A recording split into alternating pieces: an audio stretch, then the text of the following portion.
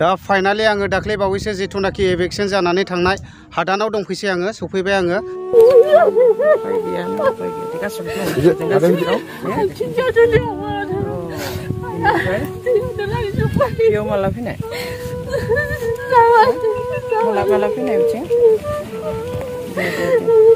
गासिबो दं बयबो खबर लागासिनो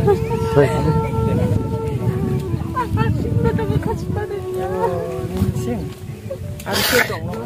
न'खराव जाबोराय बुरि सासे न'खराव दङ जोंहा माबायाव दङ आरो थियाटर हेबता जों दंबावो दिनै बेयाव थानाय रायजोफ्रा 7-8 बोसोर जालांबाय जों गिबियावनो बर' वुमेन जास्टिस फरामनिफ्राय बे हालामावहाय जिखिनि बर' रायजो राजाखौ होखारफैदों एबा न' बां सिफायनानै एभिक्ट खालामफैदों बिनि थाखाय जोङो दुखु फोरमायो बे जोबोद आनफर्चुनेट दुखुनांथाव आरो जों बेखौहाय निन्दा होयो जों सानदोंमोन जे जेब्ला आसामनि दाब दाब जायगायावहाय बर'फोरखौ एभिक्ट खालामबाय थादों न' बां सिफायनानै होखारबाय थादोंमोन बयबो बर' रायजो राजाया सानदोंमोन जे बिटिसि आवहाय बर' रायजो राजाया रैखाथि मोननानै दङ सेफ दङ होननानै किन्तु जों दिनै जा नुबाय जे गावनि बिटिसि ओनसोलावनो दिनै सोरखारजों बेबादि न' बां गैया खालामजाबाय दिनै बेयावहाय जितु नटिस जों नुदों गांनै नटिस आलादा आलादा मेम' नाम्बारा एखेब्लाबो बिनि इयार जितु होदों जों बेखौ नुनानैहाय सोमोनांदों जे मेम' नं RR एनक्रोचमेन्ट 1694 to 96 आरो मोनसे नटिस ओंखारदों बेखौ फरेस्ट डिपार्टमेन्टनिफ्राय सिल स्टाम्प होनाय दङ बेयावहाय 19/16/84-86 दङ स' बे मेम' नंखौ जोङो गुगोलफ्राव बहुत ट्राइ खालामबाय नायनो थाखाय किन्तु बेबादि मेम' नं जों दासिम नुवाखै स' आं सिगाङावनो खावलायनो लुबैयो जे बिटिसि सोरखारा बे मेम' नंनि बागै मा बे मोनसे गभर्नमेन्ट अर्डारखौ लानानै बेस खालामनानै बे नटिसखौ होदों बेखौ क्लियारिफाइ खालामोब्ला मोजां जागोन आरो क्लियारिफाइ होथों होननानै जोङो दाबि खालामो दिनै बिटिसि सोरखारा जाबाय बिटिसिआ जाबाय ट्राइबेलफोरनि रैखाथिनि थाखाय होनाय आलादा सासन बेबस्था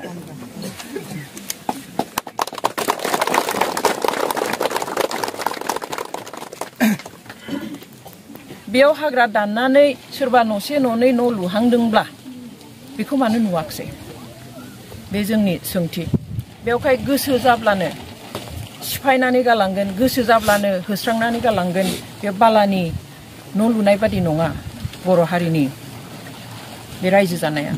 बुंनो थाङोब्ला बिसोर जे बे गिदिर एरियायाव जुदि बर'फ्रा दिनै थाफैयामोनब्ला बेखौ गुबुन हारिया मालाबानो लासिगौमोन बे हाखौ दिनै रैखाथि होनाय बादिसो जादों दिनै बिटिसिनि जि मोन 16 बिफानफोर आसाम सोरखारा लानानै थांबाय गोसो मथे खालामदों गोसो मथे दिनै आसाम सोरखारा सोरखौबा होखारनो होदों सोरनोबा माखौबा होनाङा होनदों माखौबा सोरखारा लानो नागिरदों बेफोरबायदि खालामलांबाय थायोब्ला मा जागोन दिनै बे मोन 16 बिफान लांनायनि फिथाइया बेनो दिनै जोंहा जेबो गैला दिनै 6 शिड्युल एरिया मोननानैबो दिनै जोंहा हाखननि बेबस्था गावनि सेल्फ गभर्नमेन्ट थासेयावबो गावनि सोरखार थासेयावबो दिनै मोनसेबो गोहो बाहायनो हायाखै बेनिखाय जों दाबि दैखांगोन जे बिटिसि सोरखारा थाबैनो एसेम्ब्लि जिरायनानैहाय दिनै बेयाव थानायनि जुदि माबा मोनसे आयेननि फालिफाल खालामनो गोनां जायोब्ला खारन बेखिनियाव जेबो हाग्रा गैया जेरावहाय बिथांमोना दङ बेयावहाय खुनु बिफां गिदिर फांसे गैया हाग्रा बेयावहाय गैया लांदां जायगा आरो बेयाव बिथांमोना गोदानै बिफां लाइफां दाननायनि जेबो फोरमानबो गैया दिनै गभर्नमेन्टनिफ्रायबो मानसि फैनानै फरेस्ट बिफाननिफ्राय मानसि फैनानैहाय बेखौ सार्भे खालामलांदों जे बे एरियाया मामोन बिथांमोना फैसा पाति लाबावदों रायजो राजानिफ्राय जों नोंथांमोननो हा होगोन बिफां लाइफां गायनानै लादो बेयावनो थादो बे सिमाया नोंसोर बे थानायनि हरैनिफ्रायसो सिमा जासिगोन होननानै फोलालांबाय बाथ्रा होलांबाय बिथांमोनाबो दाउ बोरमा सिथारनानै जाहोना हरबाय किन्तु रिपर्ट हैखोमा बेवहाय दुखु मोनदों जोंहा 6 शिड्युल एरियायावहाय गावनि सोरखारा बेबादि माखासे आयेन बानायनानै लानो हायो बे नङा जे ओरैबायदि जों आयेन बानायनो होआखै जे गासैबो हाग्रामाखौ सिफायजोबनानैहाय बर' रायजोआ संसार जानांगौ बेखौ जों बुङाखै खिन्थु जेराव मानसिया थाखादों आरो गोदानहै जेबो हाग्रा सिफायाखै बेखिनिखौ जों बर' फिसानो होनो हायैनि जेबो गिदिर खोथा नङा खारन जुदि माबा मोनसे मावनो गोसोमोनब्ला सोरखारा थांनाय 7-8 बोसोराव बिथांमोना थानायाव मानो फैनानै मावफैयाखै बिथांमोना हाबफैजेननायावनो बेखौ जोङो ओरैबायदि खामानि मावगोन बेयाव बिफां गायगोन मा गायगोन बेखौहाय मानो बुंफैयाखै दिनै जोंहा बयहाबो गोसोआ खें खें खालामबाय थायो दा ट्राइबेल बेल्ट एन्ड ब्लकआव थानाय नन ट्राइबेलफोरखौ जेरावहाय जोंनि बिबाङा दिनै खमिलांबाय थाबाय नन ट्राइबेलफ्रासो बारा जालांबाय थाबाय जायनि थाखाय दिनै क'क्राझार समष्टि बा दियाबो लोकसभा समष्टिया जेनेरेल जानो थांगासिनो दङ अब्ला बे ट्राइबेल बेल्ट एन्ड ब्लकआव नन ट्राइबेलफोरखौ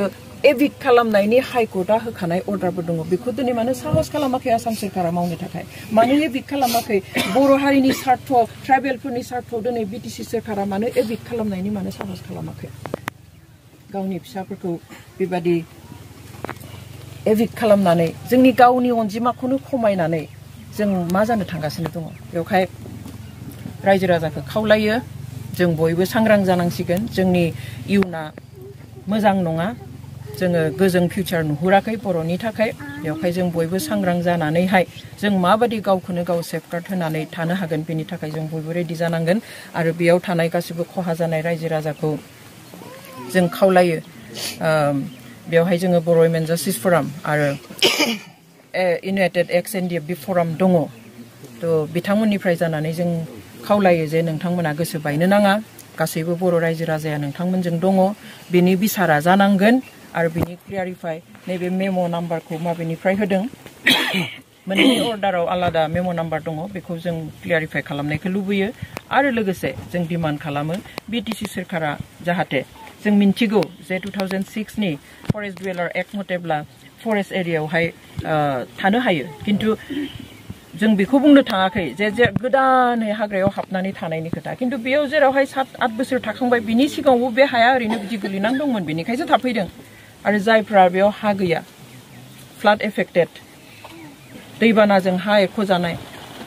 थानो गैयि नङाब्ला सोरबा रायजोआ बेयाव फैनानै एसां खस्थ'यै जिउ खुंफैगोन नामा जायफ्रा दै थोबसे लोंनो थाखाय 1-2 किल'मिटार गोजाननिफ्राय रोगानानै लायनो गोनां जायो जेरावहाय मैदेरफोरजों मोगा मोगि जानानै थानो गोनां जायो इसिबां खस्थ'नि जिउ मानो खुंदों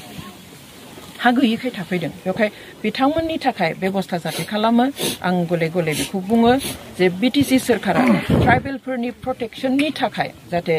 बिटिसि एसेम्ब्लियाव जाहाथे आयेन बानायो खारन बिटिसि एसेम्ब्लियाव जि आयेन बानायो बेखौ जोङो मावफुंनो हायो खारन बिटिसिआ 6 शेड्युल एरिया बर'फोरनो स्पेशली हायेनारि ट्राइबेलफोरनो गिबि खेबनि थाखाय भारत सोरखारा संबिजितखौ एमेन्डमेन्ट खालामनानै हायेनारि ट्राइबेलफोरनो बे स्पेशल एरियाखौ होदों 6 शेड्युल मानिनानै आं नोंथांमोनखौ बयखौबो साबायखर होनानै आंनि बिबुंथिखौ बेखिनियावनो फोजोबबाय